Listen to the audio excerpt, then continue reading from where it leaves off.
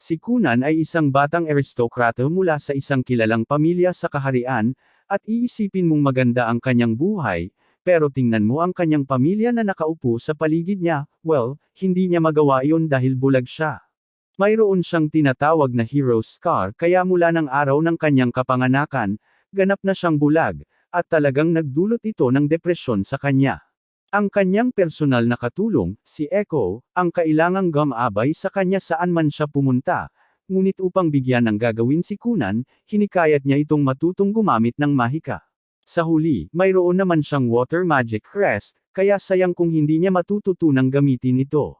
Ipinakilala siya sa kanyang guro sa mahika, si Jenny, at sinabi nitong sa wakas ay nakita na niya si Kunan ng personal.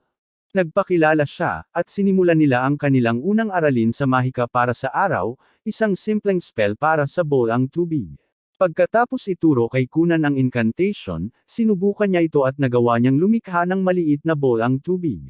Humanga si Jenny sa pagganap ni Kunan at sinabing nakikita niyang may mataas itong kakayahan, ngunit walang nakikita si Kunan, kaya pinakiusapan niya itong sabihin sa kanya kung ano ang nangyari.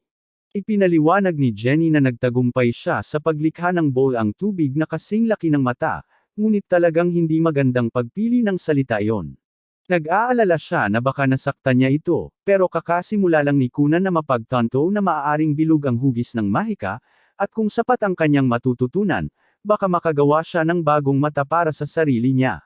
Sa bagong natuklasang pag-asa na baka balang araw ay makakita siya, nagiging interesado si Kunan sa mundo sa paligid niya at nagsisimulang magsikap na matuto hanggat maaari. Ang ninuno ni Kunan, ang bayani ng bansang ito, si Histor, ay tinalo ang Demon Lord, ngunit nawalan siya ng isang braso at isang binti sa labanan. At mula noon, paminsan-minsan, ang kanyang mga inapo ay ipinapanganak na may kulang, maaaring braso, binti, o paningin.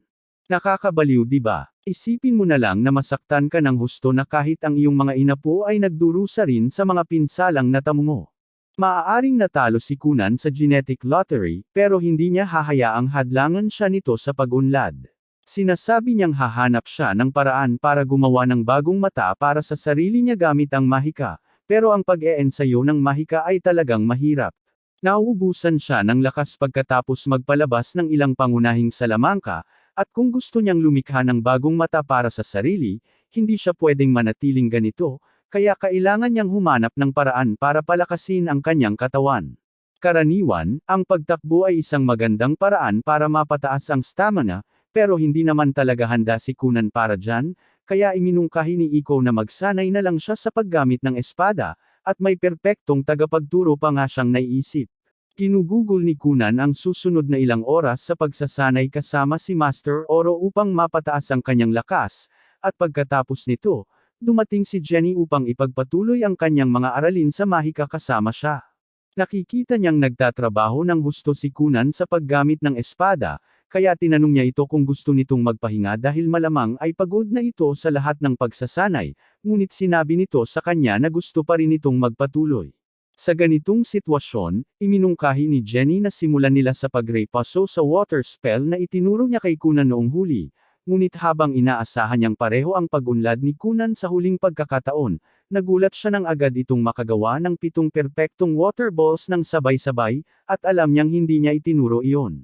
Samantala, sa palasyo ng hari, kakasabi lang kay Prinsesa Marika na may karwaheng inihanda para sa kanya upang bisitahin si Kunan, pero ayaw talaga niyang pumunta. Magkasintahan sina Kunan at Marika mula pa nang ipanganak si Kunan na may sugat ng bayani, kaya mahalagang kasal ito sa politika, pero sa tingin niya ay hindi man lang siya gusto ni Kunan. Binibisita niya siya paminsan-minsan para magkakilala sila, pero palagi siyang malungkot kapag kasama niya ito. Kahit anong pilit niyang pasayahin siya, palagi niyang sinasabi na walang saysay ang lahat dahil bulag siya at hindi niya kayang gawin ang anuman mag-isa. Gayunpaman, sinabi sa kanya ng katulong ni Marika na kailangan pa rin niyang makipagkita sa kanya, kaya pumayag na rin siya at nagtungo sa bahay ni Kunan. Gayunpaman, sa pagkakataong ito, nang makita niya siya, tila mas masaya ito kaysa noong huli siyang makita. Tinanong niya ito kung may nangyari sa kanya kamakailan, kaya ipinaliwanag ni Kunan na kamakailan lang siyang umibig sa mahika at binigyan siya nito ng pag-asa muli. Humihingi siya ng paumanhin dahil palagi siyang malungkot kapag kasama si Marika, at tinanong niya ito kung gusto nitong makinig sa ilan sa kanyang mga kwento dahil marami siyang natututunang nakakatuwang bagay kamakailan. Sa pagtatapos ng araw, umalis si Marika sa bahay ni Kunan, at sa pagkakataong ito, talagang nagkaroon siya ng maraming kasiyahan sa paglalaro kasama niya kaya hindi na siya makapaghintay sa susunod niyang pagbisita. Mamaya noong gabing iyon, pabalik sa apartment ni Jenny, nagpapanik siya dahil hindi niya alam kung ano ang ituturo kay Kunan para sa susunod nilang aralin. Kinuha niya ang trabahong ito dahil akala niya madaling pera ang pagtuturo ng elementary magic sa isang 7 taong gulang sa loob ng ilang taon, ngunit pagkatapos ng ilang aralin, bihasa na si Kunan dito. Nagtataka siya kung dapat na niyang simulan siyang turuan ng intermediate magic, pero hindi niya kayang gawin iyon dahil bagaman maginhawa ang mahika, hindi naman ito laging ligtas, kaya baka mapahamak siya sa pagtuturo sa kanya ng mapanganib na mga spell ng maaga. Gayunpaman, hindi pa siya susuko dahil may mga bayarin siyang kailangang bayaran, at gagawa siya ng perpektong ligtas na aralin para kay Kunan para patuloy siyang makatanggap ng kanyang sweldo. Kinabukasan, nang magkita sina Kunan at Jenny, sinabi niya sa kanya na medyo magiging iba ang aralin nila ngayon. Nagawa na niyang kabisaduhin ang water ball, pero compound spell yun, kaya gusto niyang subukan niyang matutong ayusin ang iba't ibang aspeto nito. Akala ni Kunan ay pinag-uusapan niya kung paano siya lumilikha ng tubig, pinapalutang ito sa hangin, at pinapanatili ang hugis bola nito sa kalagitnaan ng hangin, at sinabi niya sa kanya na tama siya, ngunit marami pang ibang bagay na kasangkot dito. Maaari ring baguhin ang mga bagay tulad ng temperatura, lasa, at kulay, at bilang pagpapakita, gumawa siya ng 2 bowl ang tubig sa harap niya. Nang hawakan niya ang mga ito, napansin niya na ang isa ay malamig habang ang isa naman ay mainit, at tila naiintindihan niya ang konseptong sinusubukang ipaliwanag ni Jenny, kaya nagpasya siyang subukan ito. Nagulat si Jenny nang marinig niya ang sinabi nito dahil binuo niya ang araling ito na may layuning pag-aralan niya ito sa mga susunod na linggo, ngunit sa paliwanag pa lang niya, naiintindihan na nito ang mga pangunahing kaalaman sa pamamaraan at nakagawa pa nga ng tubig na may lasa ng juice. Totoo, mahirap pa rin talaga para sa kanya gawin ito, kaya kailangan niya pang magsanay ng husto. Kinabukasan, naghahanda si Iko para maghanda ng inumin para sa kanya, kaya pinakiusapan niya si Kunan na magpakulo ng mainit na tubig para sa kanya, at ginawa naman niya ito, pero habang ipinapadala niya ang tubig, nakita ni Kunan ang mangkok ng mansanas sa ilalim nito, at pagkatapos, sandali lang, nakita lang ni Kunan ang mga mansanas na iyon. Nagpanik siya at nabitawan ang tubig dahil ito ang unang beses niyang nakakita ng isang bagay, pero nang tanungin siya ni Iko kung nangangahulugan ba iyon na gumagana ang kanyang mga mata, ipinaliwanag niya na hindi naman. Mas parang nagamit niya ang kanyang mahika para matukoy ang bagay, na isang kahangahangang pag-unlad dahil mas nilalapit siya nito sa kanyang layuning lumikha ng mga mata gamit ang mahika. Sa ngayon, ang kaya lang niyang gawin ay makilala ang pulang mansanas mula sa berde, pero wala pa rin siyang ideya kung ano talaga ang itsura ng karamihan sa mga kulay, kaya kailangan pa niyang magsanay ng husto para masanay dito. Ilang sandali pa, pumunta si Iko para iulat ang magandang balita sa ama ni Kunan, at nagulat siya nang malaman na nakakakita na pala si Kunan. Ipinaliwanag ni Iko na maliit lang ang saklaw ng kanyang nakikita gamit ang kanyang mahika, ngunit madali niyang nakikilala ang mga kulay, kaya parang normal lang din ang kanyang paningin. Nababasa na rin niya ngayon ang mga libro sa pamamagitan ng pagsubaybay sa mga kulay ng mga larawan. Hindi pa rin niya naiintindihan ang mga salita dahil hindi siya natutong magbasa noong bata pa siya, pero malapit na siyang masanay, at natutuwa ang ama ni Kunan na marinig iyon. Mamaya ng araw na iyon, naghahanda si Kunan para sa kanyang karaniwang aralin sa mahika kasama si Jenny, ngunit habang naghihintay siya sa pagdating nito, nagkaroon siya ng ideya at nagpasya siyang sorpresahin si Jenny sa pamamagitan ng pagpapakita kung gaano na ang pagbuti ng kanyang mahika. Upang gawin ito, lumilikha siya ng malaking bowl ang tubig na kulay pula sa hangin, at sa tingin ni Iko ay maganda ito, ngunit ilang sandali lang ay dumating ang kanyang pamilya upang tingnan siya, at si Kunan ay sobrang nasabik na makita sila kaya nawalan siya ng kontrol sa bowl ang tubig at natilamsi kanya ang sarili niya at si Iko. Nang makita ng ina ni Kunan ang kanyang anak sa ganitong kalagayan, nagulat siya, pero hindi niya maintindihan kung bakit malaking bagay ito dahil natatakpan lang siya ng pulang tubig. Ipinaliwanag ni Iko sa kanya na ang kulay pula ay maaaring medyo nakakagambala sa karamihan ng mga tao dahil ito ang kulay ng dugo ng tao, ngunit walang ideya si Kunan na pula ang dugo sa simula pa lang. Ginugugol ni Kunan ang karamihan sa kanyang libreng oras sa pagbabasa at napansin ito ng kanyang ama, kaya tinawag niya ang kapatid ni Kunan, si Iksho, sa kanyang opisina upang sabihin sa kanya ang kanyang mga plano. Sinabi niya kay Iksho na iniisip niyang papasukin na si Kunan sa paaralan, na kayanan nitong alagaan ang sarili, pero kailangan niya si Iksho na magbantay sa kanya hanggat maaari bilang nakatatandang kapatid. Ilang sandali pa, pinatawag si Kunan sa pangunahing sangay upang makipagkita sa kanyang ama, ngunit hindi siya sigurado kung ano ito dahil wala naman siyang ginawang masama kamakailan. Nang sa wakas ay makilala niya ang kanyang ama, sinabi niyang may napakahalagang anunsyo siyang gagawin. Ayon sa guro ni Kunan, natapos na niya ang karamihan sa mga araling itinuro sa paaralan para sa mga batang maharlika, kahit hindi pa siya nakapasok sa paaralan.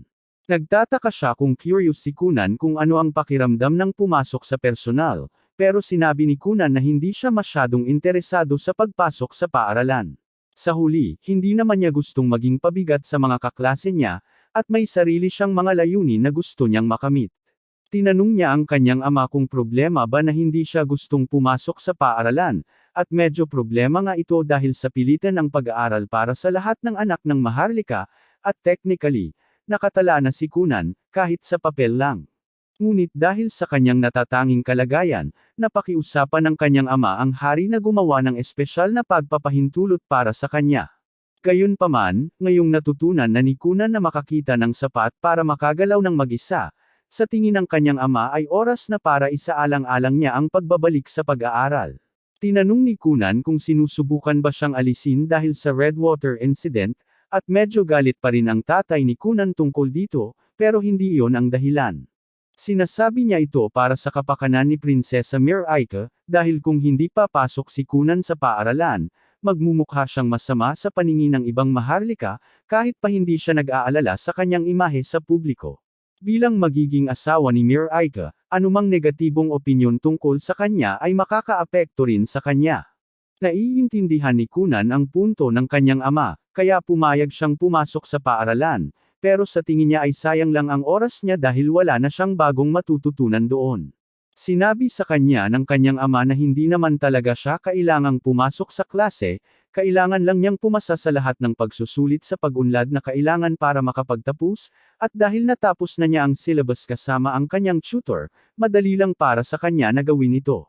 Ilang sandali pa, nakipagkita si Kunan kay Miraika para ipaalam na malapit na siyang mag-aaral, at tuwang-tuwa si Miraika dahil nangangahulugan ito na mas marami siyang oras na makakasama si Kunan sa paaralan.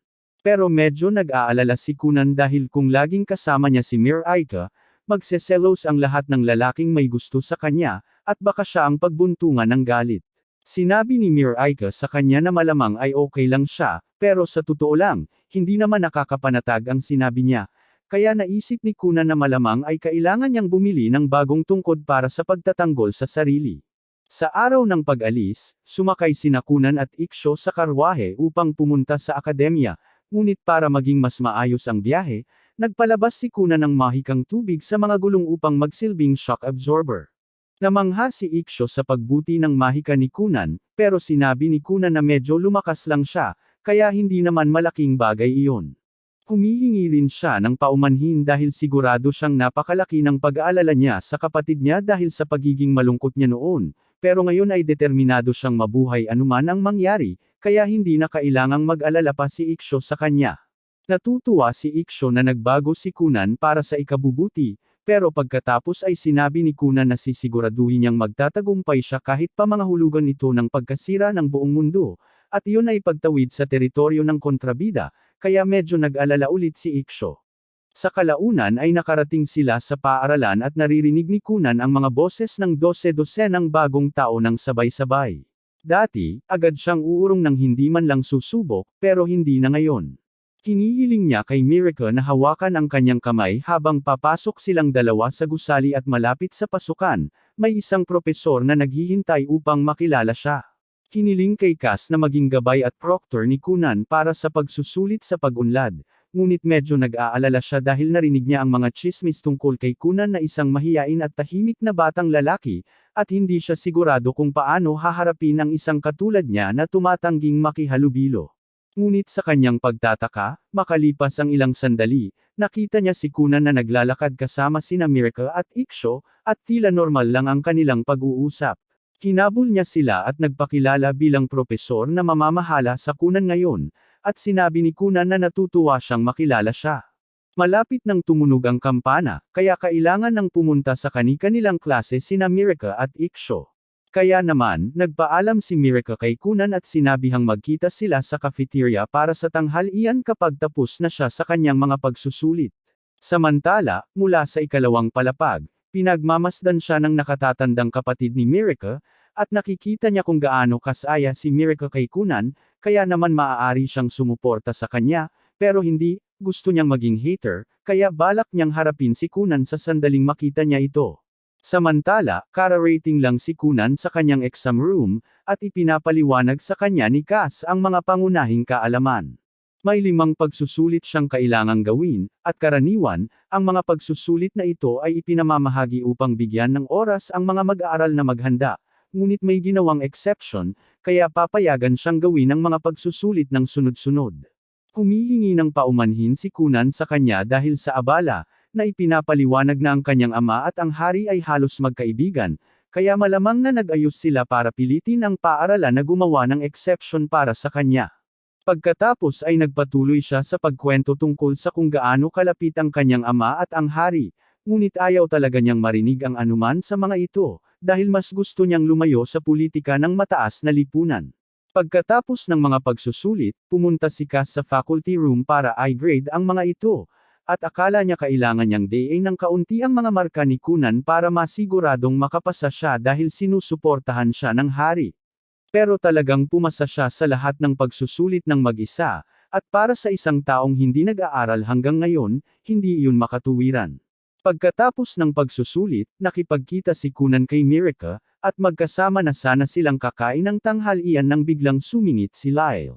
Mukhang takot si Miracle sa kapatid niya dahil may ugali itong marahas, pero walang kaalam-alam si Kunan na kapatid ni Miracle si Lyle at sa totoo lang, wala siyang pakialam, dahil kung napapaiyak niya si Miracle, kailangan niyang umalis. Malapit nang gumawa ng hakbang si Kunan laban kay Lyle, pero sa sandaling iyon, dumating si Iksho at Hamarang sa harap niya para subukang ayusin ang mga bagay.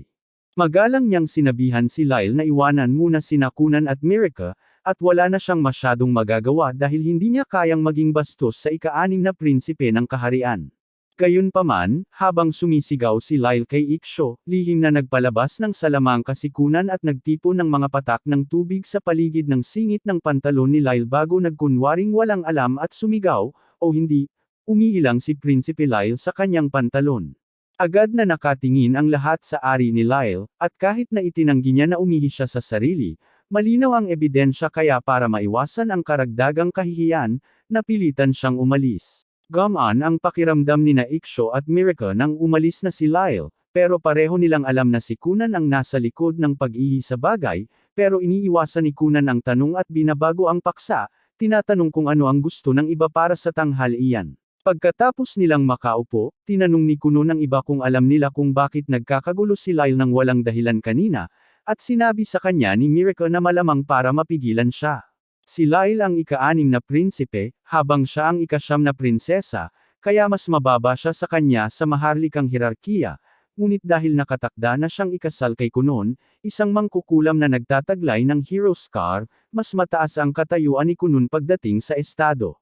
Malamang ay nakakaramdam siya ng panganib sa ideya na malampasan siya ni Miracle sa hirarkiya, kaya sinusubukan niyang magtatag ng pangangibabaw, ngunit hindi naman siya masamang tao. Medyo naramdaman ni Kuno na parang sumobra siya kanina, kaya naisip niya kung dapat ba siyang humingi ng tawad sa kanyang nagawa, ngunit agad na itinigil ng iba ang ideya at sinabi sa kanya na nakuha ni Lyle ang nararapat sa kanya pagkatapos ng stunt na ginawa niya ngayon. Lumipas ang panahon, at pag-uwi, sinimulan ng matutunan ni Kunon kung paano baguhin ang tekstura ng yelo para maging parang ibang bagay ang pakiramdam nito. Sa pagkakataong ito, ginawa niyang parang mansanas ang yelo, at humanga ang kanyang guro, ngunit sinabihan siya ng guro na dapat niyang subukang damhin ang higit pang mga bagay para magamit niya ang iba't ibang tekstura. Dumating ang araw ng huling pagsusulit, at pagdating sa paaralan para sa araw na iyon, napansin ni Iksho na madalas hawakan ni Kunon ang kabayo nitong mga nakaraang araw.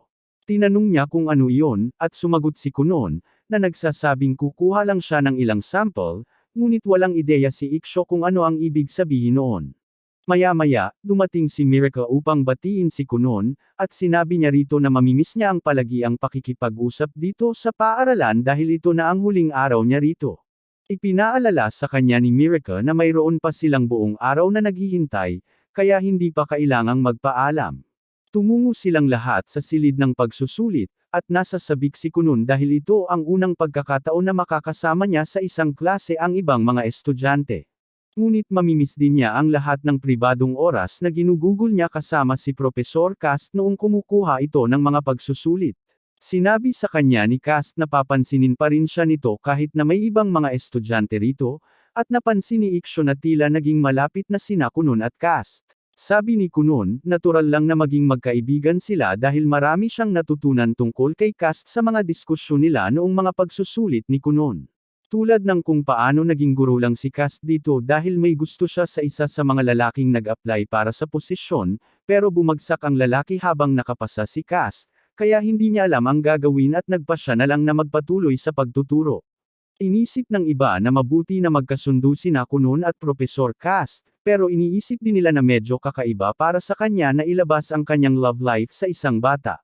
Maya-maya lang, lumapit ang ilang mga bata sa klase at hiniling kina Iksho at Miracle na ipakilala sila kay Kunon dahil hindi pa sila nagkakaroon ng pagkakataong makausap ito at dahil prangka naman sila. Formal na nagpakilala si Kunon. Sa totoo lang, medyo nag-aalala siya na walang lumalapit sa kanya noong kasama niya si Iksho o Miracle, kaya nagsisimula na niyang isipin na wala silang kaibigan. Sinabi sa kanya ni Miracle na dumistansya lang ang mga kaibigan niya dahil sinabi niya rito na gusto nitong makasama ito nang walang istorbo, at nakahinga ng maluwag si Kunon nang marinig iyon dahil hindi niya alam ang gagawin kung sakaling maging loner sina Miracle o Iksho. Gayunpaman, personal niyang hindi alintana ang pagiging mag-isa o walang kaibigan, kaya hindi siya gaanong maaabala. Maya-maya, magsisimula na ang pagsusulit, ngunit naroon pa rin si Lyle sa pasilyo, nakatitig sa bintana at kumikilos ng cool at misteryoso. Sinabi sa kanya ng kanyang mga tauhan na magsisimula na ang huling pagsusulit, at sinabi ni Lyle na masyado siyang mahalaga para mag-alala tungkol sa isang bagay na tulad nito, ngunit pagkatapos ay ipinaalala nila sa kanya na kailangan niyang ulitin ang taon kung hindi siya makakapunta, kaya wala siyang pagpipilian. Samantala, pabalik sa silid-aralan, abala si Kunon sa paghawak sa isang kalapati sa tabi ng mga bintana ng ayanunsyo ni Cast na magsisimula na ang pagsusulit, kaya dapat umupo ang lahat. Sinabi ni Miracle kay Kunon na naglaan siya ng upuan sa tabi niya, ngunit bago pa man niya tanggapin ang alok nito, nakapasok si Lyle sa pagitan nila at tinitigan ng mariin si Kunon. Hindi makakialam si Iksho, ngunit naalala niya na narinig niya ang ilang mga maharlikang dalaga na nag-uusap tungkol sa kung gaano kalaking kalokohan si Lyle, ngunit hindi nila iyon sinasabi ng harapan dahil miyembro pa rin siya ng maharlikang pamilya. Ang dahilan kung bakit madalas kumilos si Lyle at palaging galit ay dahil alam niya na kahit na sinusubukan ng mga tao na maging magalang sa paligid niya, malamang na pinagtatawanan nila siya sa likuran niya. Gayunpaman, habang nasa kalagitnaan siya ng kanyang pag-iisip, biglang hinawakan ni Kunon ang kanyang kamay at formal na nagpakilala. Natarante si Lyle at sinabing hindi niya binigyan ng pahintulot si Kunon na hawakan siya, ngunit ipinaalala sa kanya ni Kunon na magiging magkapatid sila sa kalaunan, kaya dapat silang magkakilala. Sinimulan niyang maramdaman ang kamay ni Lyle, at mula sa tekstura ng kanyang balat, nahalata ni Kunon na tiyak na gwapo ang mukha ni Lyle. Maganda ang sinabi niya, ngunit bihirang makatanggap si Lyle ng mga tunay na papuri na tulad nito, kaya hindi niya alam kung paano ito haharapin at lumingon kay Miracle upang tanungin ito kung may mali kay Kunon. Nakakatawa ang lahat ng ito kay Miracle, at gayon din ang lahat ng iba pa sa klase, kaya nagsimula silang tumawa at noong una, inakala ni Lyle na pinagtatawanan nila siya. Ngunit ipinaliwanag ni Miracle na pinagtatawanan nila siya dahil ito ang unang pagkakataon na may nakakita sa kanya na natarante ng ganito. Itinanggi ni Lyle na natarante siya at sinabihan si Kunon na bitawan na ang kanyang kamay, ngunit pinigilan ni Kuno ng ilang segundo pa at sinabi kay Lyle na malakas din ang boses nito. Noong una ay hindi gusto ni Lyle si Kunun at plano niyang maging masama sa kanya para igiit ang pangangibabaw, ngunit ngayon ay hindi niya alam kung paano magre-react. Pagkatapos ay nakuha ni Cass ang atensyon ng lahat at sinabihan silang lahat na umupo dahil magsisimula na ang pagsusulit. Sa pagtatapos ng araw, natapos na ang pagsusulit at natapos na ni Cass ang pagmamarka sa mga papel ng lahat, kaya sinabi niyang iaanunsyo na niya ang mga resulta ngayon. Nagsimula siyang magsulat sa pisara, at sabik na pinanood ng lahat ang kanilang mga resulta, ngunit lumabas na nakapasa silang lahat, kaya lahat sila ay nakapagtapos. Pagkatapos, bumalik sina Kunun at Iksho sa karwahe upang umuwi at kumaway ang lahat sa kanya habang paalis siya. Sinabi sa kanila ni Kunun na nag-enjoy siya ng husto ngayon, at sinabi niya kay Cass na kung naghahanap pa rin siya ng kasintahan, dapat niyang isaalang-alang si Iksho dahil single pa rin ito, ngunit sinabi ni Iksho na hindi siya pumayag doon, at nagsisimula ng magsisi si Cass sa pakikipag-usap kay Kunun tungkol sa kanyang buhay pag-ibig. Bukod pa rito, maraming natutunan si Lyle mula sa kanyang pakikipag-ugnayan kay Kunun, at magiging mas mabait na siya mula ngayon. Pagkalipas ng ilang araw, ngayong nakapagtapos na si Kunun, nakatuon siya sa pag-aaral ng ilang bagong spell, at kasalukuyang sinusubukan siya ni Jenny sa lahat ng kanyang natutunan. Hiniling niya sa kanya na gumawa ng umiikot na bola ng tubig, hatiin ito sa 10, at pagkatapos ay kulayan at bigyan ng tekstura ang bawat isa ng paisa-isa, na lahat ay kayang gawin ni Kunun ng walang kahirap-hirap. Sinabi sa kanya ni Jenny na mahusay ang ginawa niya, ngunit sinabi ni Kunun na hindi pa siya tapos dahil nalaman niya kung paano pa lalo pang palawakin ang pagpapasadya. Pagkatapos ay ginawa niyang kalapati ang isa sa mga bola ng tubig at pinalipad ito sa ere. Hindi makapaniwala si Jenny sa kanyang nasaksihan at napaluhod dahil kahit ang mga dalubhasang salamangkero ng tubig ay hindi makakagawa ng ganoong bagay ng ganoon kadali. Kalaunan, habang nakikipagtsa kay Kunun, sinabi ni Jenny na may mahalaga siyang sasabihin sa kanya. Naintindihan ni Kunun, kaya hiniling niya kay Iksho na bigyan sila ng kaunting privacy, at nang sila na lang, sinabi ni Jenny sa kanya na wala na siyang maituturo pa sa kanya. Sa katunayan, wala na siyang gaanong maituturo sa mga nakaraang buwan dahil ang dapat lang niyang ituro sa kanya ay ang paggamit ng elementarya na mahika, ngunit sa puntong ito, mas mahusay na salamangkero si Kunun kaysa sa kanya, kaya wala nang dahilan para magpatuloy siya sa pagiging guro nito. Tumayo si Kunun at sinabi sa kanya na isa siyang mahusay na guro dahil talagang nasiyahan ito sa lahat ng maliliit na trick na gagawin niyang aral para sa kanya. Maaaring hindi siya kasing level ng mga mas bihasang salamangkero, ngunit ang kanyang kaalaman ay nagbigay sa kanya ng bagong pag-asa sa buhay at talagang pinahahalagahan niya ito. Pinahahalagahan siya ni Jenny, sinabing dahil kinailangan niyang magtrabaho ng husto at pag-isipan ang mga aral na iyon, at nagiging sobra na ito para sa kanya. Tinanong siya ni Kunun kung sinasabi niya ito dahil sa tingin niya ay hindi sulit ang lahat ng paghihirap dahil kung ganoon nga, hiniling niya sa kanyang ama na bigyan siya ng pagtaas ng sweldo, ngunit sinabi ni Jenny sa kanya na kabaligtaran pala ito. Nakokonsensya siya sa pagtanggap ng napakataas na sweldo gayong kakaunti lang ang kanyang nagagawa. Sinabi sa kanya ni Kunun na sulit ang bawat sentimo ng mga aral na natututunan niya, ngunit sinabi ni Jenny na naabot na niya ang kanyang limitasyon. Tuyo na ang kanyang utak pagdating sa mga ideya ngayon, kaya sinabi niya sa kanya na karapat-dapat siyang magkaroon ng mas mahusay na mangkukulam bilang kanyang guro sa halip na siya. Nagmakaawa si Kunun kay Jenny na manatili dahil gusto nitong ipagpatuloy ang pagiging guro niya ng mahika, ngunit wala na talaga siyang magagawa para sa kanya sa puntong ito. Pagkatapos magpaalam, nilisan ni Jenny ang mansyon, at habang papalayo, naisip niya sa sarili na walang dad ang henyo si Kunun, at sandali na lang bago siya maging isa sa mga pinakadakilang salamangkero sa kontinente, kaya gagawin niya ang kanyang makakaya upang makasabay dito sa pamamagitan ng pagsasanay ng sarili niyang mahika. Kinabukasan, ipinaalam ni Aiko kay Kunun na ang kanyang karaniwang tutor sa akademya, si Miss Flora, ay nagbitiw na rin.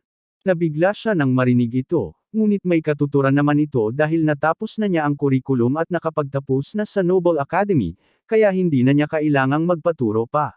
Hinihiling pa rin ni Kunun na nakapag-palm na siya bago ito umalis, kaya nagpasya siyang sumulat ng liham pasasalamat mamaya, at naisip ni Aiko na maganda iyon. Ngunit habang ginagawa ito ni Kunun, Tinanong niya si Flora kung maaari niyang tanungin kung may kilala siyang 20 taong gulang na single na lalaki na interesado sa kanyang pakasalan.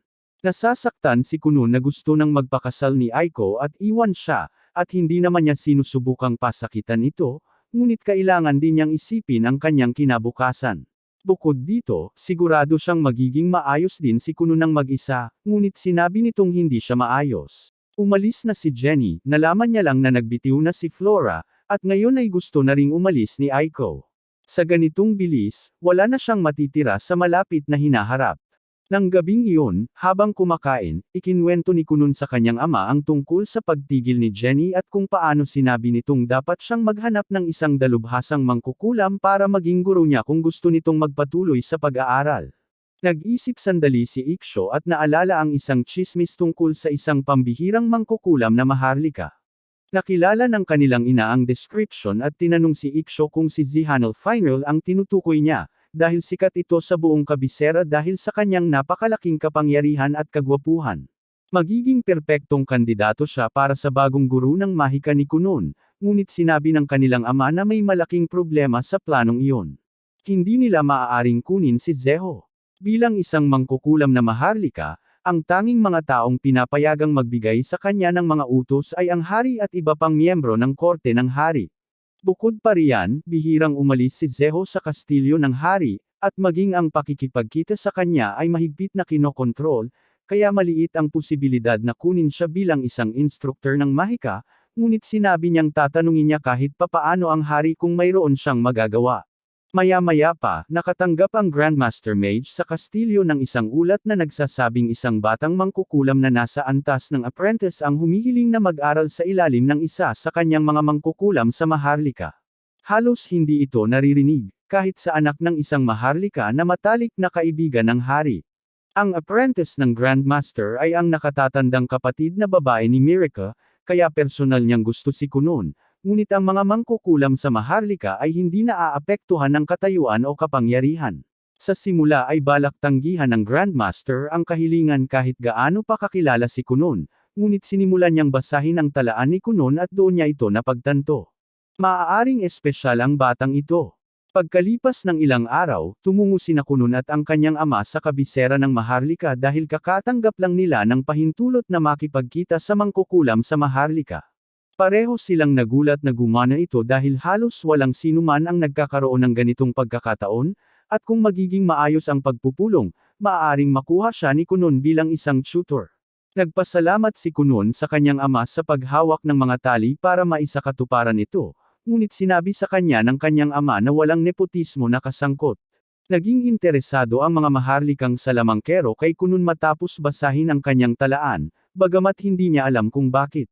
Para magpalipas ng oras, nagpasya si Kunun na gumawa ng pusa mula sa tubig, at mukhang mas lumakas ang kanyang orasayon dahil mukhang at parang totoong pusa ito, bagamat hindi pa niya alam kung paano ito natural na gagalaw o gagawa ng mga tunog, ngunit gustong-gusto ito ng kanyang ama. Pagdating sa kastilyo, sinalubong silang dalawa ni Lady Risha, kaya binati ni Kunun ang kanyang karaniwang paraan, ngunit pagkatapos ay ipinaalam sa kanya na si Risha ang pangalawang prinsesa, na siyang nakatatandang kapatid ni Miraika, kaya sinabi ni Kunun na masaya siyang sa wakas ay nakilala na niya ang kanyang magiging hipag.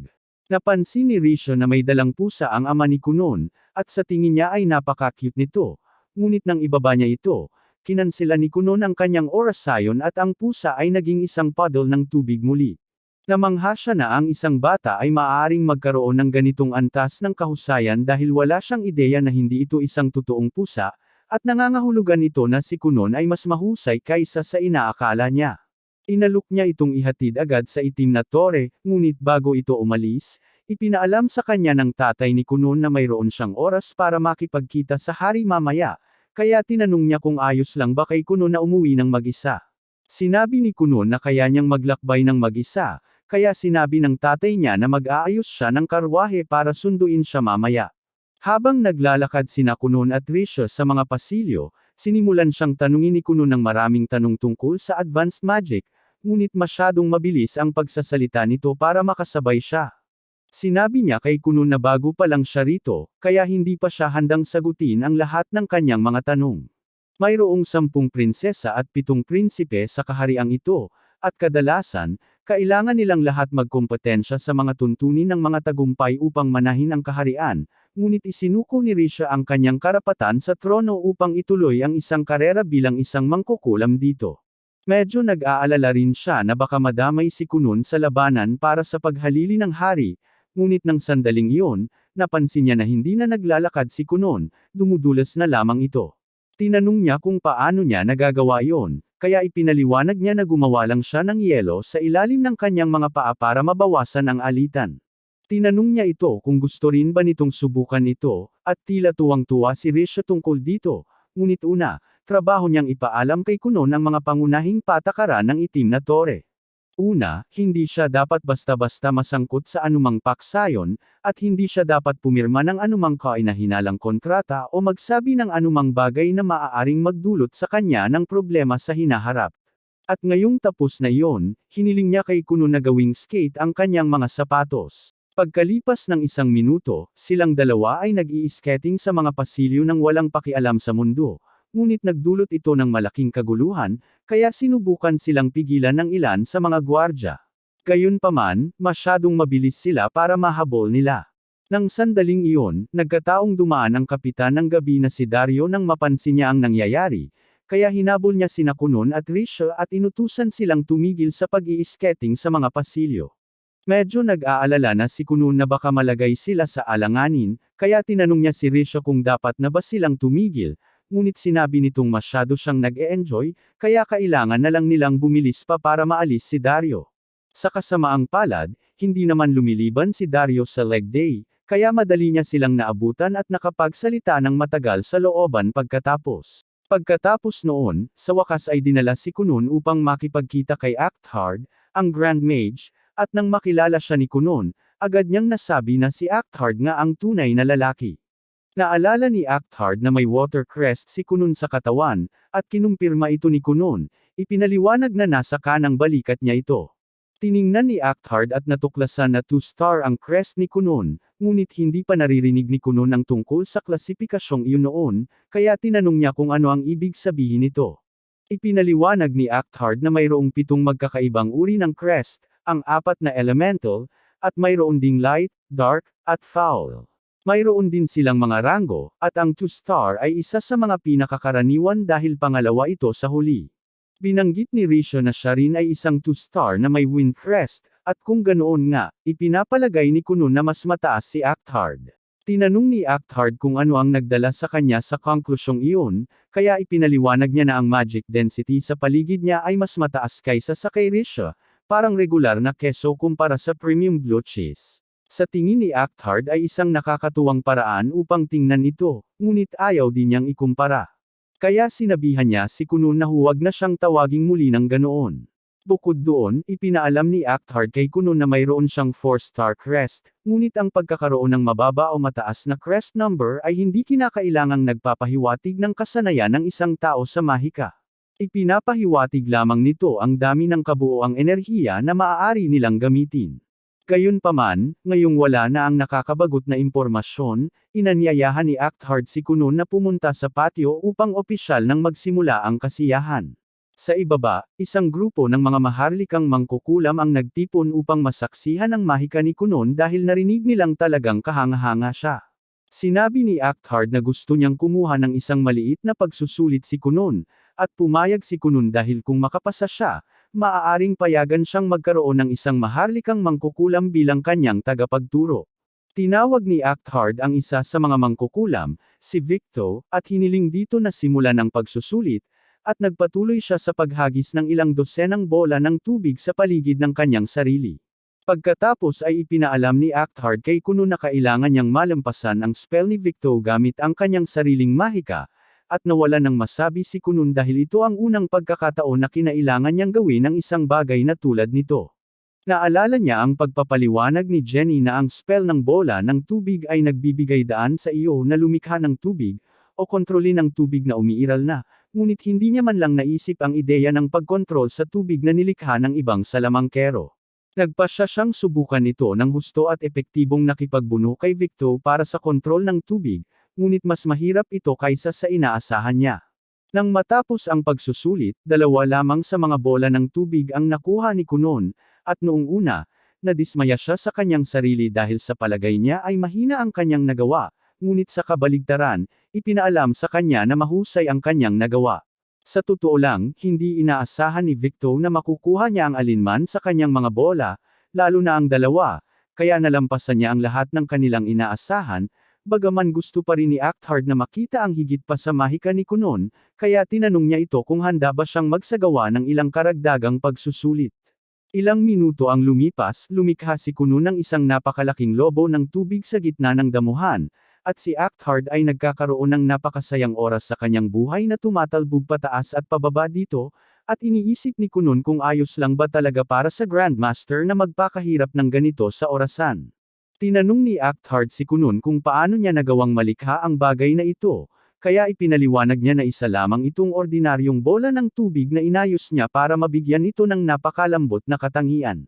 Sa katunayan, malamang ay magagawa niya itong sapat na matibay para itolbog si Acthard hanggang sa ikalawang palapag ng kastilyo, ngunit sinabi sa kanya ni Acthard na sawa na siya sa pagtalbog para sa araw na ito.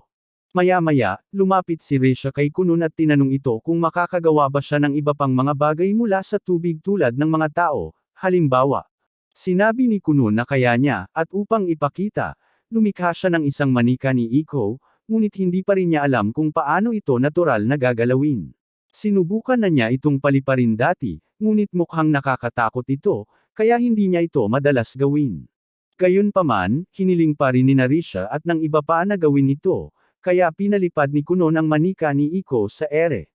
Ngunit nang dumaan ito sa isa sa mga bintana, napagkamalan ito ng ilang katulong sa kastilyo na isang multo, kaya nagsimula silang lahat na mataranta, at kalaunan ay tinawag ang mga kabalyero, kaya't pumunta sila sa patio at nagsimulang sigawan ang lahat ng mga mangkukulam dahil sa pagdudulot ng napakaraming gulo.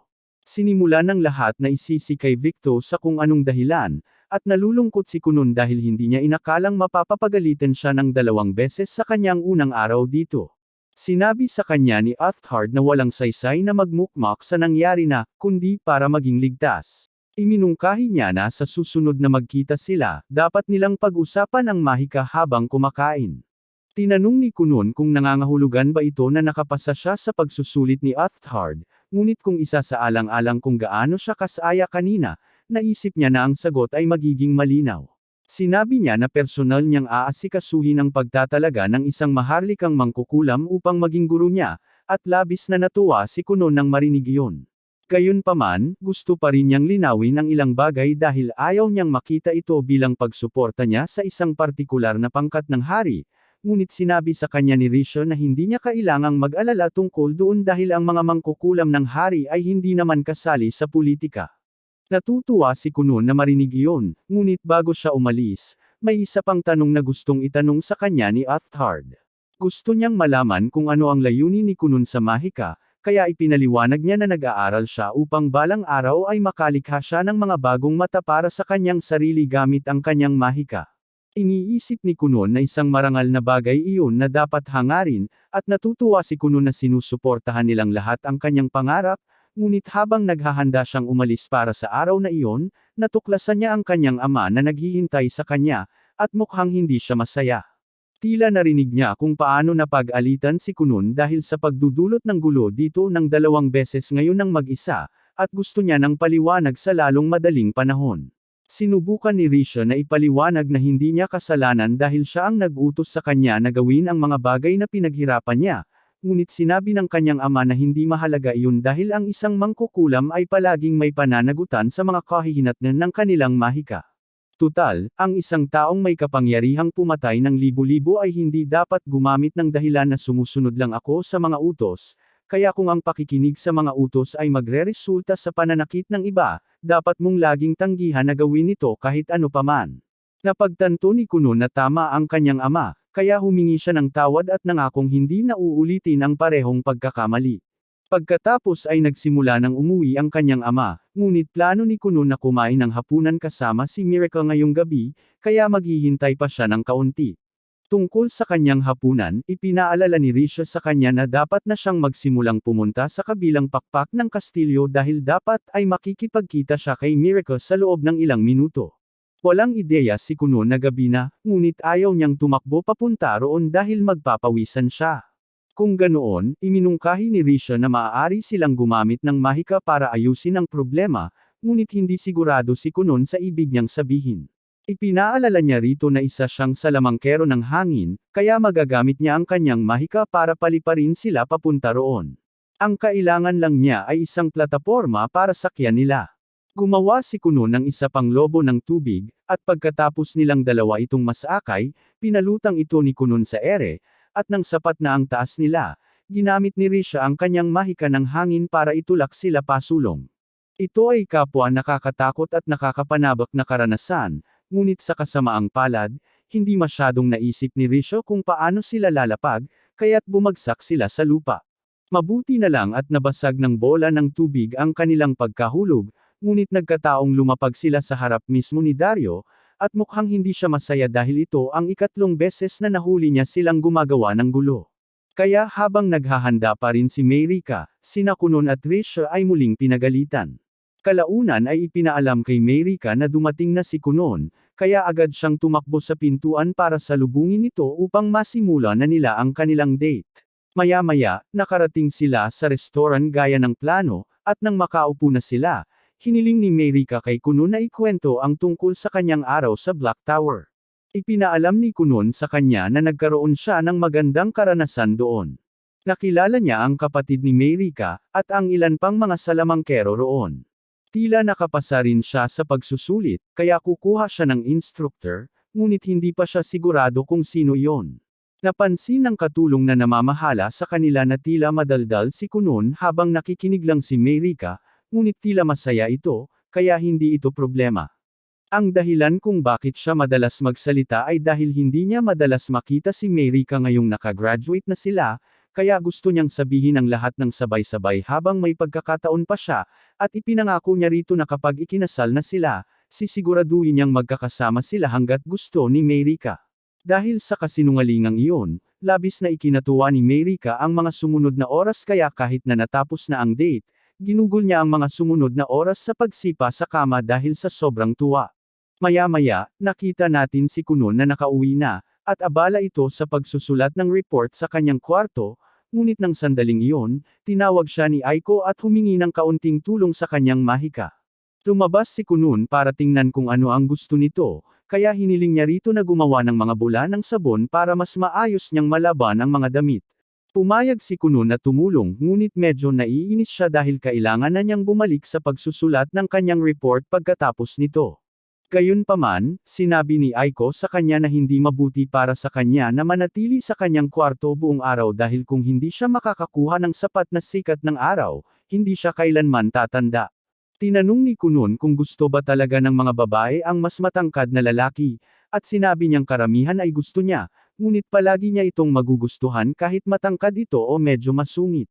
Pagkatapos maglaban ni Aiko, humiga sila ni Kunon sa damuhan ng ilang sandali, at tinanong siya nito kung may mga sulat na dumating para sa kanya ngayon, ngunit sa pagkakaalam niya, wala pang mga sulat na ipinadala sa kanya kamakailan. Tinanong niya ito kung may inaasahan ba itong partikular, kaya sinabi niya rito na naghihintay lang siya ng kumpirmasyon mula sa Tore tungkol sa kung sino ang magiging instructor niya, ngunit tila hindi pa sila nakapagdesisyon.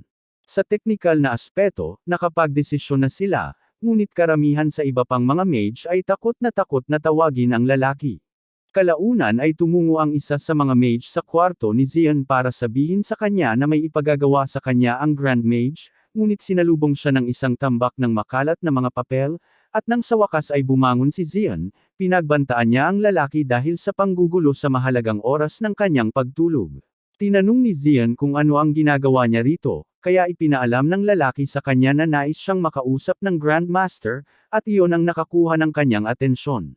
Pagkalipas ng ilang araw, nakatanggap si Kunon ng isang sulat na nagpapaalam sa kanya na sa wakas ay may itinalagang guru para sa kanya, at tuwang-tuwa si Aiko para sa kanya, ngunit nang marinig niya na ang magiging guru ni Kunon ay si Zion, ang maalamat na salamangkero na kilala sa buong kaharian, halos hindi siya makapaniwala.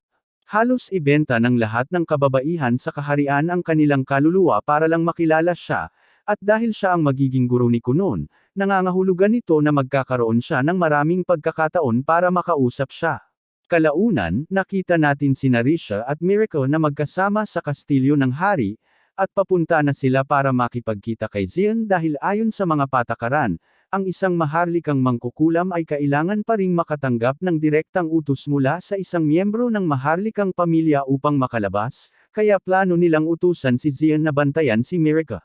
Nagbibigay din ito sa kanya ng magandang dahilan para bisitahin si Kunon, ngunit medyo may pagkadismaya pa rin si Risha tungkol sa pagpili kay Zion dahil gusto nitong maging guro ni Kunon. Sa daan, nakasalubong ni Miracle ang dalawa pa niyang nakatatandang kapatid na babae, sina Everall at Lyde Alia, at kahit na maaaring may magandang relasyon si Miracle kay Risha, hindi ganoon ang masasabi sa dalawang ito. Nagsimula silang mag-usap tungkol sa kung gaano kagaling at kahanga-hanga si Kunon, at kung ikukumpara, si Miracle ay isang simpleng taunan na nananamantalo lamang sa kanyang kaluwalhatian, ngunit pinutol sila ni Risha at sinabihan silang umalis kung wala silang mahalagang sasabihin. Galit na galit ang dalawa, ngunit alam nilang hindi nila kayang harapin si Risha, kaya tumakbo sila palayo. Nang araw na iyon, nasa kanyang hardin si Kunon, hinihintay ang pagdating ni Zion at Miracle kasama si Aiko, at nang huminto ang karwahe, tumayo siya upang salubungin si Zion. Gayunpaman, laking gulat niya nang si Miracle ang unang lumabas ng karwahe. Hindi niya inaasahan na darating ito ngayon, ngunit masaya pa rin siya dahil palaging isang kasiyahan ang makita ito. Gayunpaman, habang nakikipag-usap siya kay Miracle, bumaba si Zion mula sa karwahe at natahimik si Kunon nang makapasok siya sa detection range. Tungkol naman kay Iko, kinilabutan siya nang makita si Zion, ngunit ayaw niyang magpakatanga, kaya ginagawa niya ang lahat para manatiling kalmado. Ang mahiwagang enerhiya na nararamdaman ni Kanan mula kay Zion ay napakatindi, at agad niyang nalaman na mas magaling si Zion kaysa sa iba pang mga maharlikang mangkukulam na nakilala niya noong isang araw. Napansin ni Miracle na biglang natahimik si Kunon, kaya tinanong niya kung may mali, ngunit sinabi nitong wala lang. Nagpakilala siya kay Zion, ngunit nilinaw ni Zion na ayaw talaga niya rito. Ang tanging dahilan kung bakit siya pumayag na sumama ay dahil sinabi sa kanya ng Grandmaster na may isang kawili-wiling batang salamangkero rito, ngunit nagdududa siya kung matutupad ni Kunon ang kanyang inaasahan. Pagkatapos ay nagsalita si Dario at formal na nagpakilala sa lahat bilang ang kabalyerong ipinadala upang protektahan sina Miracle at Zion sa paglalakbay na ito. Sinabi ni Kunon na masarap makita muli si Dario, na ikinagulat ni Miracle, dahil hindi niya alam na nagkita na pala sina Kunon at Dario noon. Kaya ipinaliwanag ni Kunon na si Dario ang kabalyerong sumaway sa kanya at kay Risha ng 3 beses noong huling bumisita sila sa kabisera, ngunit ginagawa lang niya ang kanyang trabaho. Gayunpaman, ilang minuto ang lumipas, sina Kunon, Zion, at Miracle ay magkasamang umupo sa isang mesa sa hardin, at noong una, hindi pinansin ni Kunon si Zion dahil abala siya sa pakikipag-usap kay Miracle, ngunit mabilis na nagsawa si Zion sa panunood sa kanilang dalawa na naglalambingan, kaya't inihampas niya ang kanyang kamao sa mesa at sinabi kay Kunon na gusto na niyang pag-usapan ang mahika ngayon. Sinusubukan niyang ipaunawa kay Kunon kung gaano kaliit ang kaalaman niya sa mahika sa pamamagitan ng pagtatanong sa kanya ng mga tanong na malayo sa kanyang lalim, ngunit tila handa na si Kunon para sa kahit ano. Tinanong ni Zion si Kunon kung may alam ba siya tungkol sa mga compound spell, kaya sinabi ni Kunon na ang mga ito ay karaniwang mga spell na ginagawa sa pamamagitan ng paghahati at pagsasaayos ng magic circle ng isang orihinal na spell upang makakuha ng mga bagong epekto. Tinanong ni Zion si Kunon kung ilang seksyon ang maaari niyang hatiin ng isang spell sa ngayon, at inaasahan niyang sasabihin ni Kunon ang mga 5 o 10, ngunit sa kanyang pagkagulat, ipinahayag ni Kunon na kaya niya palang humawak ng 31 iba't ibang seksyon ng sabay-sabay. Minsan ay maaari siyang umabot sa 32, ngunit ang kanyang rate ng tagumpay sa antas na iyon ay hindi pa rin pare-pareho sa ngayon. Tunay na nagulat si Zion nang marinig na may kakayahan si Kunon sa ganitong komplikadong mahika, at nagsisimula na niyang maintindihan kung bakit interesado ang Grandmaster sa batang ito, ngunit mas magaling pa rin siya. Buong pagmamalaki niyang inanunsyo na kaya niyang umabot sa 50 seksyon, at namangha si Kunon dahil wala siyang ideya kung paano ito nagawa ni Zion, ngunit bago pa sila magpatuloy, tinanong ni Zion si Kunun kung paano niya nalampasan ang 20 seksyon na hadlang dahil karamihan sa mga salamangkero ay natigil doon. Ipinaliwanag ni Kunun na madaling malampasan ang hadlang nang simulan niyang maglagay ng mga spell. Humanga si Zion na nagawa ni Kunun na maisip ang isang advanced na konsepto ng mag-isa, at makatuwiran na ang iba pang mga maharlikang mangkukulam ay nakikipaglaban para maging mga guro ni Kunun dahil ang isang batang lalaki na may ganitong uri ng talento ay napakabihirang, ngunit plano pa rin niyang subukan si Kunun upang makita kung hanggang saan siya makakarating. Nagmakaawa si Kunun kay Zion na ipakita sa kanya kung ano ang hitsura ng isang 50 layered spell, ngunit wala nang nakikitang saysay si Zion na gawin iyon dahil hindi niya ito magagawang ulitin sa pamamagitan lamang ng pagtingin dito ng isang beses. At bukod pa rito, hindi pa niya opisyal na tinatanggap si Kunun bilang kanyang estudyante, kaya kailangan pa rin niyang patunayan ang kanyang sarili bilang karapat-dapat. Gumawa si Zion ng pader na lupa gamit ang mahika at sinabi kay Kunun na kakailanganin niya itong sirain gamit ang mahika kung gusto niyang maging estudyante niya. Nabanggit din niya na narinig niya ang tungkol sa spell ni Kunun sa waterbed mula kay Risha, kaya hiniling niya kay Kunun na gumawa ng isa para sa kanya para makapagpahinga siya habang ginagawa niya ang kanyang pagsusulit. Noong una, inakala ni Zion na magiging komportableng upuan lang ito para pagmasdan ang pag-unlad ni Kunun, ngunit nang mahawakan niya ang waterbed, nawalan siya ng malay dahil sa sobrang komportable nito, at hindi siya sinisisi ni Iko dahil ganoon din ang nangyari sa kanya nung sinubukan niya ito. Sa panig ni Kunun, sinuri niya ang pader na bato para tingnan kung may anumang isyu sa istruktura na maaari niyang samantalahin, ngunit ang bagay na ito ay matibay at makinis sa kabuuan. Taglay din ito ang siksik na kapangyarihang mahika ni Zion na nananatili sa loob nito upang mapanatili ang katigasan nito sa paglipas ng panahon. Nakikita niya na ang spell na ginamit upang lumikha ng pader ay may mahigit 40 seksyon dito, at wala pa rin siyang ideya kung paano nagagawa ni Zion na gamitin ang napakaraming seksyon ng sabay-sabay, ngunit wala itong pinagkaiba sa kasong ito dahil alam na niya ang perpektong paraan upang sirain ang pader. Gayunpaman, mas gugustuhin niyang gawin ito nang nakabantay si Zion, kaya umupo siyang muli upang ipagpatuloy ang pakikipag-usap kay Mirka hanggang sa magising si Zion. Pagkalipas ng 2 oras, sa wakas ay bumangon si Zion mula sa kanyang pagtulog, at nang makitang buo pa rin ang pader, tinanong niya si Kunun kung sumuko na ba siya sa pagtatangkang sirain ito. Gayunpaman, sinabi sa kanya ni Kunun na hindi iyon ang kaso, hindi pa lang siya nagsisimula. Tinanong niya kung handa na si Zion na simulan niya ang pagsira sa pader, at sinabihan siya ni Zion na ituloy, kaya ginamit ni Kunun ang bubble spell na ginamit niya kamakailan. Humanga si Zion dahil alam na niya ang sinusubukang gawin ni Kunun, kaya tinanong niya si Kunun kung paano niya nagawang makabuo ng solusyon na ito.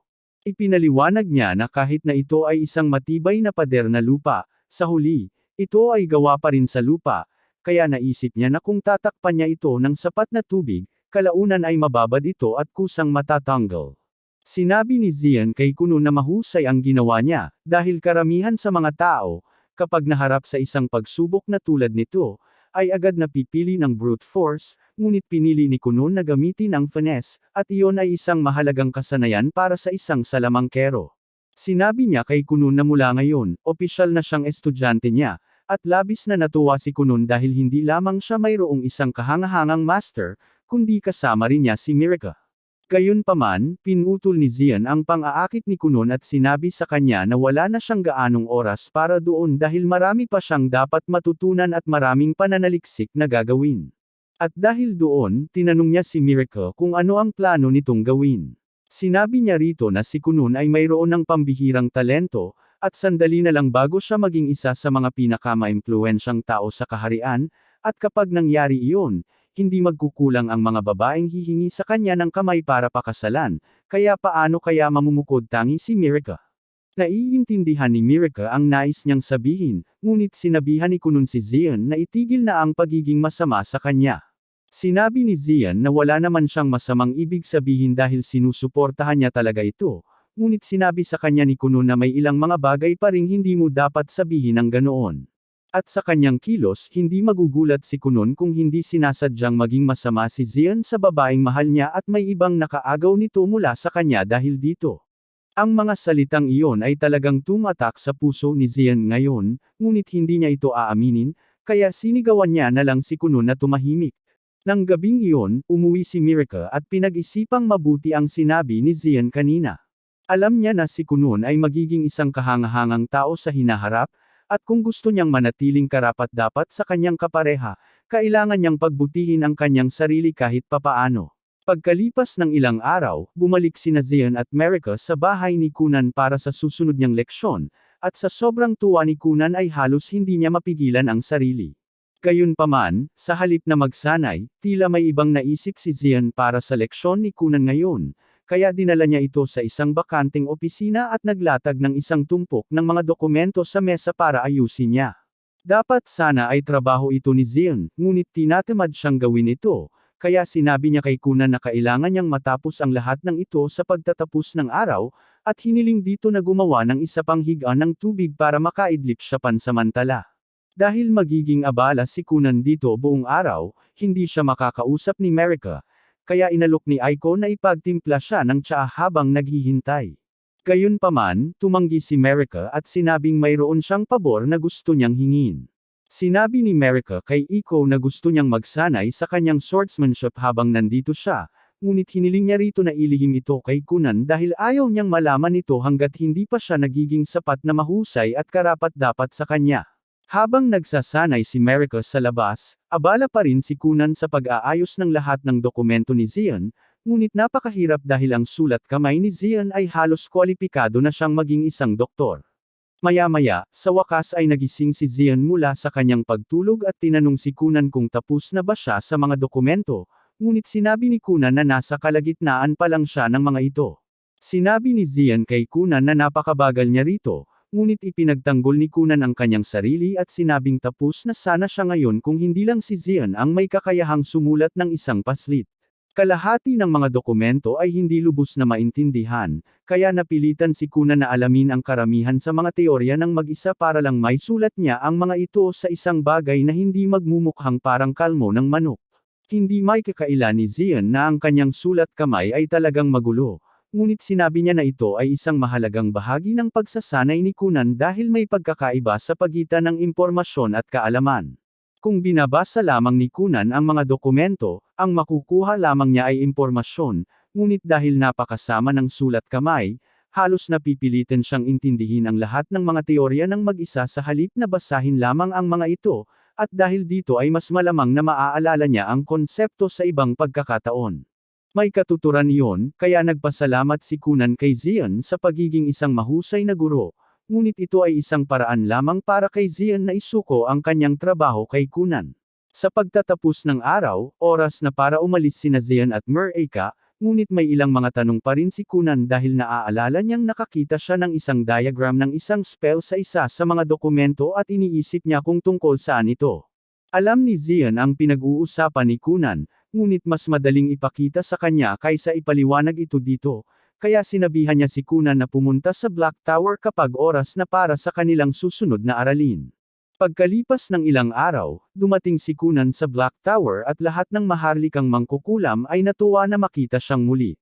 Nasa sabik silang makita ang higit pang mahika ni Kunan, ngunit pinutol ni Zion ang kasiyahan at sinabi sa lahat na nandito si Kunan para makita siya, kaya kailangan nilang umatras. Pagkatapos ay sinabihan niya si Kunan na sumunod sa kanya, ngunit nang mapagtanto ni Risha at ng iba pa na sinusubukan ni Zion na papuntahin si Kunan sa kanyang silid, sinubukan nilang pigilan siya dahil masyadong mapanganib doon para sa isang bata. Gayunpaman, naisip na ni Zion ang perpektong kontra sa sitwasyong ito, kaya sinabihan niya si Kunan na gumawa ng ilang higaan ng tubig at agad na nakatulog ang iba doon dahil hindi nila mapigilan. Nagsimulang tumungo ang dalawa sa silid ni Zion, at habang nasa daan, nagsimulang makipag-usap si Zion kay Kunan tungkol sa mga kagamitang mahika. May mga bagay na ginawa para gumana gamit ang mahika, tulad ng lampara doon, at maraming mga inhinyero ng mahika ang inialay ang kanilang sarili sa paglikha ng mga kagamitang mahika upang malutas ang mga pang-araw-araw na problema. Maya-maya pa, dumating sina Kunan at Zion sa kanyang opisina, at ang lugar ay puno ng napakaraming research paper na may mga teorya ng mahika na hindi pa naririnig ni Kunan noon. Sinabi sa kanya ni Zion na malaya siyang magbasa ng kahit gaano karaming mga iyon hanggat gusto niya, ngunit ang tunay na dahilan kung bakit niya dinala rito si Kunan ay para ipakita ito sa kanya. Ito ay isang mahiwagang kagamitan na pinagtatrabahuhan ni Zian kamakailan, at ito ay nilayon upang makapagkain siya ng mainit na pagkain sa kanyang silid nang hindi kinakailangang pumunta sa cafeteria. Sa ngayon, hindi pa siya nahihirapan sa paggawa ng mga solidong bahagi ng aparato, ngunit ang mga malambot na bahagi ay medyo mahirap ay perpekto, kung saan pumapasok si Kunan. Sinabi ni Zian kay Kunan na tutulong siya sa pagbuo ng mahiwagang kagamitang ito bilang bahagi ng kanyang pagsasanay, at tila masaya si Kunan na tumulong. Ngunit nang sandaling iyon, pumasok ang Grandmaster, at talagang gusto niyang makausap si Kunan, kaya hiniling niya rito na sumama sa kanya sa cafeteria para sa tanghalian ngayon. Walang oras sina Zion at Kunan para sayangin ang pag-uusap habang nanananghalian, kaya sinabihan ni Zion si Kunan na gumawa ng isa pang higaan ng tubig, at tulad ng iba, nakatulog ang Grand Mage sa loob lamang ng ilang segundo. Ngayong naayos na siya, sina Kunan at Zion ay bumalik sa pag-uusap tungkol sa mahika, at sinabi ni Zion na siya ang hahawak sa panlabas na frame ng aparato gamit ang mahika ng daigdig. Ngunit ang maliliit na panloob na mekanismo ay nasa kay Kunan. Maya-maya, matapos magising ang lahat mula sa kanilang mga idlip, lahat sila ay pumunta sa cafeteria para mananghalian, at lahat sila ay nasa sabik pa ring makausap si Kunan. Paulit-ulit nilang sinasabi sa kanya na pinapayagan siyang magpalit ng guro kung gusto niya, ngunit sinabi ni Kunan na masaya siyang nagtatrabaho sa ilalim ni Zion, at ang pagkarinig sa kanya na sinasabi iyon ay nakakainggit sa lahat ng iba pang mga mangkukulam. Patuloy na pinupuri ni Kunan si Zion sa pagiging isang mahusay na guro, at masarap na pahalagahan, ngunit sinabihan siya ni Zion na tumigil na dahil sa ganitong bilis, mapapag-alitan siya ng iba sa isang parking lot.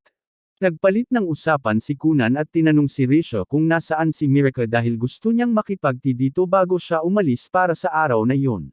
Ipinaalam sa kanya ni Risho na kasalukuyan siyang nasa seremonya ng pagpasok sa Senior School for Nobles ngayon, kaya hindi niya ito makikita ngayon. Alam ni Kunan na si Miraka ay papasok sa mas mataas na edukasyon, ngunit wala siyang ideya na nagsimula na ito. Tinanong ng Grandmaster si Kunan kung ano ang balak nitong gawin ngayon, at hindi niya talaga gusto ang ideya ng pagiging nakakulong sa isang silid-aralan buong araw, ngunit kung kinakailangan para makapagtapos siya, kukuha na lang siya ng pagsusulit sa pagtatapos tulad ng ginawa niya noong nakaraan.